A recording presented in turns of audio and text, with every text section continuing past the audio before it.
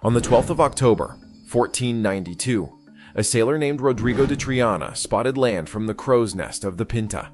What Columbus found that morning was an island in the Bahamas, but what he was looking for was already behind it, 2 days' sail to the south. When he reached the island he called Hispaniola, Columbus wrote in his journal that it was the most beautiful land human eyes had ever seen. He was not writing about the landscape, he was already writing about what he intended to take from it. Within 7 years of that entry, the people who had lived on this island for more than 1,000 years were being worked to death in gold mines. Within 20 years, the gold from this single island had begun funding the Spanish Empire's expansion across 2 continents. Within 90 years, France had taken the western third of it and turned it into the most profitable colony in the history of the world. The island is 76,000 square kilometers. You can drive across it in 4 hours on a good road. 2 nations share it now. One of them has a per capita income of roughly $9,000 a year. The other has a per capita income of roughly $1,800. Both of them are sitting on mineral deposits that geologists, using instruments that did not exist a generation ago, have surveyed, measured, and largely left untouched. The gold is in the mountains. The copper is in the same mountains. Offshore oil has been located. Platinum group metals have been traced in the northwest. Most of it has never been touched. Subscribe before we start, because by the end of this, you are going to understand why this specific piece of ground has been worth more to the people who extracted from it than it has ever been worth to the people who lived on it, and why that is still true today. The island that Columbus named Hispaniola has been inhabited for at least 7,000 years. Archaeological sites along the northern highlands and in the river valleys that drain to both coasts document a continuous human presence reaching from the earliest ceramic age migrants out of South America forward to the moment of European contact. The people Columbus encountered in 1492 called their home by 2 names, Haiti, meaning land of high mountains, and Quisqueya, meaning mother of all lands. Both names described the same geography because the geography of this island is not incidental to its story. It is the story. The Taino had built one of the most complex societies in the Caribbean by the time of contact. Their chiefdom system divided the island into 5 major territories, each governed by a paramount leader called a cacique. The 5 territories were Marion in the northwest, Magua in the northeast interior, Maguana in the central highlands, Zaragua in the southwest, and Higüey in the east. Each had its own administrative structure, its own ceremonial sites, its own system of tribute and redistribution. The cacique of Zaragua, a woman named Anacaona, was by the accounts of early Spanish observers one of the most accomplished political leaders in the island and among the most sophisticated in the region. The Taino population at the moment of Columbus's arrival has been estimated by historians at between 500,000 and 1 million people. The range reflects genuine methodological difficulty. What has not been seriously disputed is the rate at which that population collapsed after contact. By 1517, the Spanish colonial census recorded approximately 14,000 indigenous people on the island. By 1542, the administrative records of the Spanish crown treated the Taino of Hispaniola as, for practical purposes, no longer present. The causes were overlapping. Epidemic disease moved faster than any colonial administration could track. But the collapse was accelerated by policy. The Taino had maintained the alluvial gold of the Central Mountains as an ornamental resource, fashioning it into ceremonial objects called guanin and carrying it in trade across the island chain. They understood its presence. They did not mine it at scale. The Spanish understood it as the thing that would fund an empire, and moved immediately to extract it at whatever cost. Columbus had found gold dust on Taino ornaments within days of his arrival in 1492. He wrote back to Spain describing the island as the gateway to all the riches of the East. He was wrong about the geography. He was not wrong about the riches. By the end of 1492, Columbus had established a garrison on the northern coast of the island, built from the timbers of the Santa Maria after she ran aground on a reef. He called it La Navidad. It was the first European settlement in the Americas. When Columbus returned on his second voyage in 1493, La Navidad was gone, its 39 men killed in a conflict whose details were never fully recovered. He built a second settlement nearby and called it La Isabela. That too was abandoned within a few years. The settlement that lasted was founded by his brother Bartholomew in 1498 on the southern coast, at the mouth of the Ozama River. Santo Domingo, the first permanent European city in the Americas. Everything that would come after it in the colonial enterprise of two continents was modeled, in some part, on what was built and decided and administered in that city in the first decades of the 16th century. The encomienda system, through which Spanish colonists were granted authority over groups of indigenous people as labor, was formalized for this island in 1503. The labor was directed first at placer gold in the rivers of the Cibao Valley, then at the harder extraction of ore from the mountain formations themselves. By 1508, Hispaniola was producing more gold than any other site under Spanish colonial control in the Americas. The crown collected its royal fifth. The colonists retained the rest. The labor that produced it was consuming itself faster than any natural resource. The gold from the Cibao Valley in the first 2 decades of the 16th century funded not simply the Spanish presence on this island, but the entire initial phase of Spanish expansion across the Western Hemisphere. When Columbus and the Crown negotiated the terms of his voyages, they were speculating. When Hernán Cortés prepared his expedition to the Aztec Empire in 1519, he was drawing on networks of men, money, and institutional authority that had been built during 2 decades of operation from Santo Domingo. When Francisco Pizarro set out for the Inca Empire in 1532, the administrative template that governed his claim on what he found had been developed and refined across 30 years on this island. Santo Domingo was not the staging point. It was the prototype. The oldest functioning cathedral in the Americas was built here, begun in 1514 and completed over the following decades. The first university in the Americas was founded here in 1538. The oldest hospital in continuous operation in the Americas was established here in 1503. Every precedent the Spanish set for governing a colonial empire, they set first on this island. The detail that is worth sitting with is this. The gold that made all of it possible had been in the mountains of the Cibao before any European arrived. The Taino had known it was there and had made their own choices about how to use it. The Spanish made different choices, and those choices consumed the people who had been there first and then, within a generation, consumed the gold itself. By 1530, the alluvial deposits of the Cibao Valley were running thin. The Spanish shifted their primary colonial attention to Mexico, where the silver and gold found in conquest-era Mexico was deeper and more abundant, and then to Peru. Hispaniola entered what would be the first of its long periods of being underestimated and overlooked. The western coast, in particular, was thinly administered. The vacuum attracted others. French ships had been trading along the western coast of the island since the early 1600s, taking cattle and hides from the semi-wild herds that had descended from Spanish livestock left behind. French settlers followed the traders. By the 1630s, a French presence on the island was established enough that it required administrative recognition. The Treaty of Ryswick in 1697 made it formal. Spain ceded the western third of Hispaniola to France. France named its new territory Saint-Domingue. What the French built on that ground over the following 90 years is described in the historical literature as the most profitable colonial enterprise in recorded history. That description is not rhetoric. It is the conclusion of economic historians who have worked through the trade statistics, the export records, and the plantation ledgers of the period. Saint-Domingue occupied roughly 27,000 square kilometers, less than the area of the American state of Vermont. Its population in 1789 stood at approximately 500,000 people, of whom roughly 460,000 were enslaved Africans. The remaining 40,000 included a legally defined middle group of free people of color, many of them the children of plantation owners and enslaved women, who were denied full civil rights despite in many cases owning property and enslaved people themselves. The white colonists, roughly 30,000, controlled the plantation economy and its political apparatus.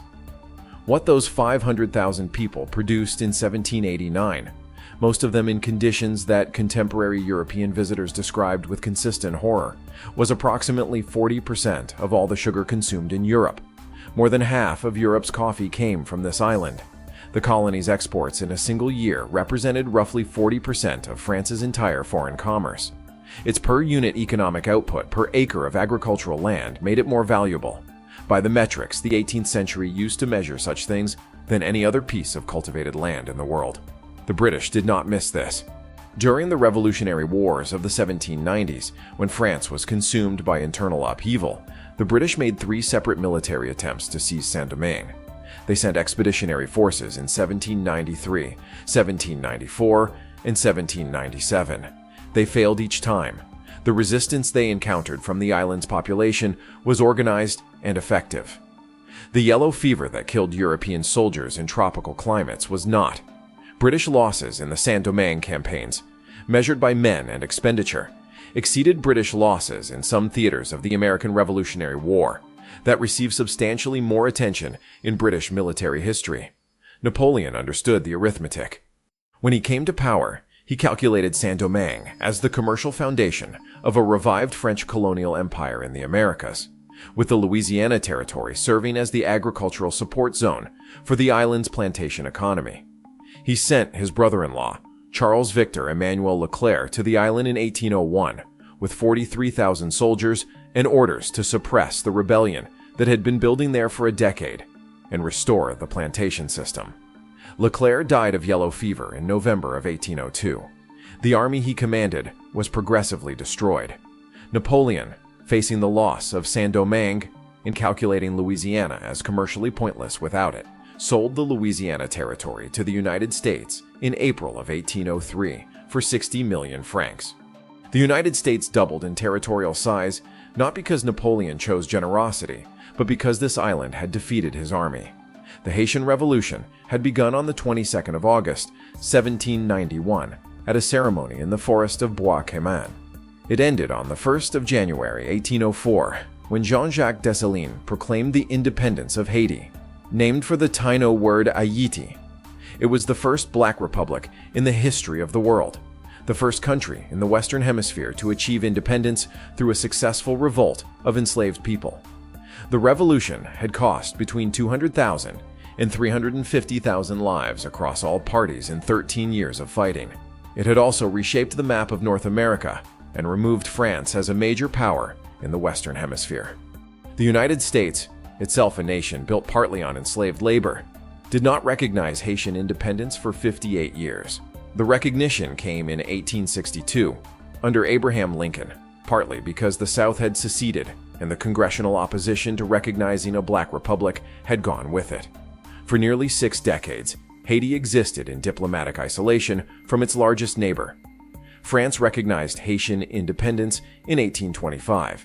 The price of that recognition was an indemnity of 150 million francs, negotiated down from an initial demand of 150 million and eventually settled at 90 million francs, to compensate the former colonists of Saint-Domingue for their losses. The losses included the plantations. The losses included the people who had been enslaved on those plantations. France required Haiti to pay compensation for the freedom that Haiti had already won by force. Haiti borrowed to make the first payments. The debt was refinanced through French and later American banks. The final payment was made in 1947, 122 years after the debt was imposed. The total value of the principal and interest paid, calculated by economists at Le Monde in 2022, using compound interest methods and current value conversion, was estimated at $21 billion. That is not an abstract figure. $21 billion removed from the public finances of Haiti across 122 years represents a specific set of things that were not built. Roads that were not built could not support agricultural markets. Schools that were not built did not produce literate populations capable of more skilled economic activity. Ports that were not upgraded could not handle the volume of trade that compounds into prosperity over generations. The infrastructure deficit produced by diverting that revenue was not static. It compounded forward in time, each generation inheriting the consequences of the previous one's constrained investment capacity. The deforestation visible in satellite images of Haiti, the bare hillsides on the Haitian side of the border, where the Dominican Republic side remains substantially forested, is a consequence of charcoal production, sustained across generations, by a population that could not afford any other fuel source, because the revenues that would have funded alternative energy infrastructure had been leaving the island since 1825. The landscape changed because the money left. The ground itself did not change. The rock below did not. Under the Massif du Nord, the mountain range that runs across the northern section of Haiti, the geological formations do not stop at the political border with the Dominican Republic. The same rock types, the same mineralization patterns, the same conditions that produce gold-bearing ore continue westward from the Cibao Valley, which produced gold for Spanish ships in the early 16th century, into Haitian territory. Those formations were there before the Taino arrived. They were there when Columbus sent his first gold shipment to Spain. They are still there now. In 2003, the Haitian Bureau of Mines and Energy Resources completed a series of subsurface surveys that the international press did not widely cover.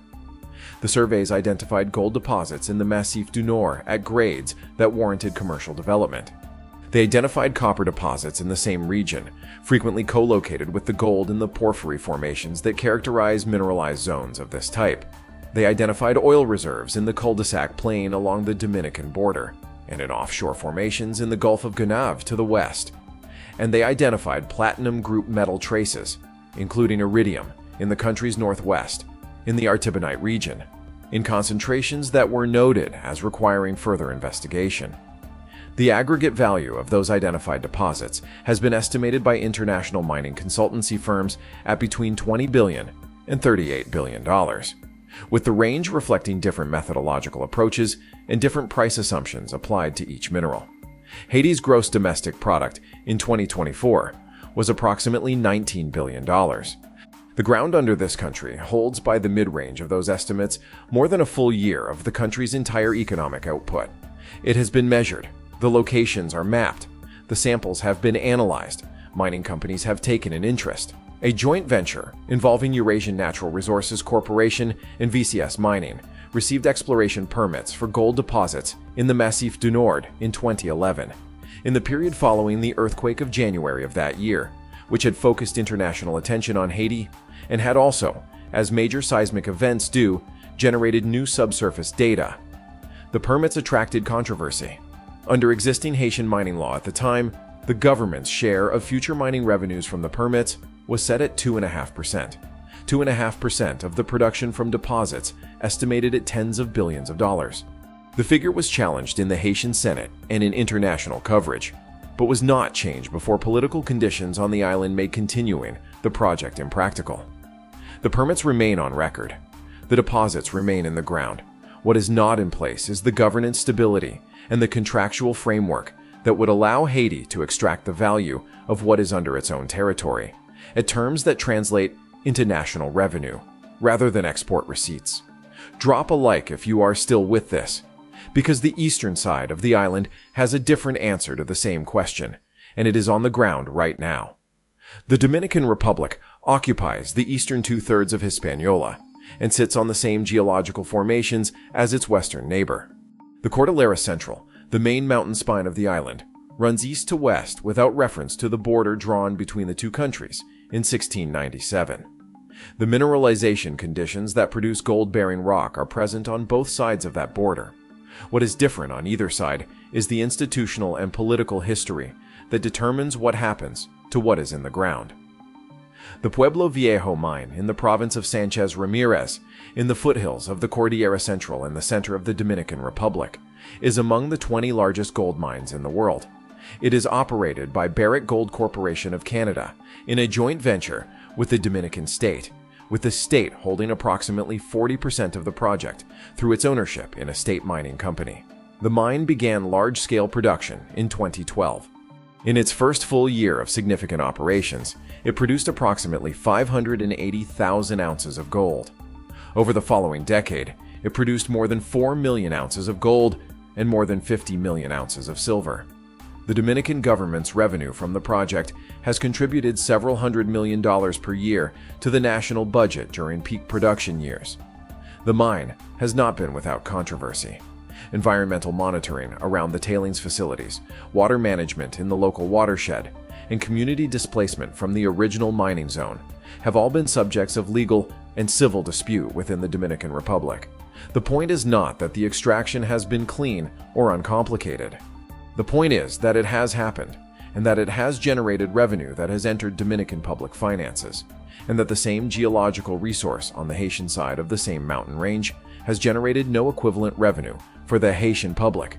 The Cordillera Septentrional in the Dominican Republic's north and the Sierra de Bauruco in the southwest have been surveyed for additional mineral deposits.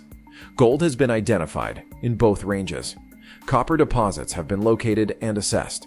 The Dominican government's own mining agency has estimated the country's total identified gold resource at more than 30 million ounces. The extraction and governance question, the negotiation between what the ground holds and who captures its value, is unresolved even on the side of the island where extraction is already happening. Economists have used the contrast between the Dominican Republic and Haiti as a case study in how post-colonial institutional history shapes economic outcomes. The two sides of the island have the same geology, roughly the same rainfall patterns, access to the same ocean trade routes, and comparable agricultural land. Their per capita incomes, their infrastructure levels, their health outcomes, and their access to financial services have diverged over the past 2 centuries in ways that are not explained by natural endowments.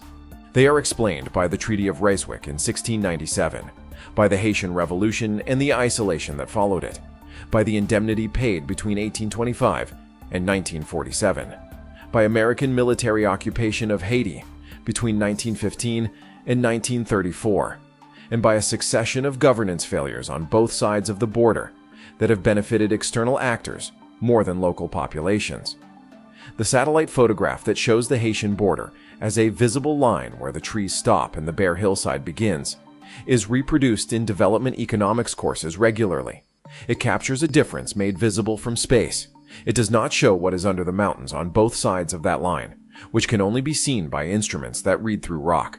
The full accounting of what this island holds has never been assembled in a single document. The historical economic value of the sugar economy of Saint-Domingue has been calculated by historians from colonial trade records. The cost of the indemnity has been calculated by contemporary economists from government financial records. The value of Pueblo Viejo gold production has been reported in Barrick's quarterly filings. The estimated value of Haiti's unextracted mineral deposits has been published in geological survey reports. None of those accounting frameworks speaks to the others in a common language. What can be said without qualification is this. In 1492, this island was the most biologically productive land Columbus had seen in his travels, and by the time he wrote that sentence, he had seen most of the known world. In 1789, the western third of it was producing more commercial value per square kilometer than any other agricultural land on Earth. In 2012, the eastern third opened a gold mine that ranked among the 20 largest in the world.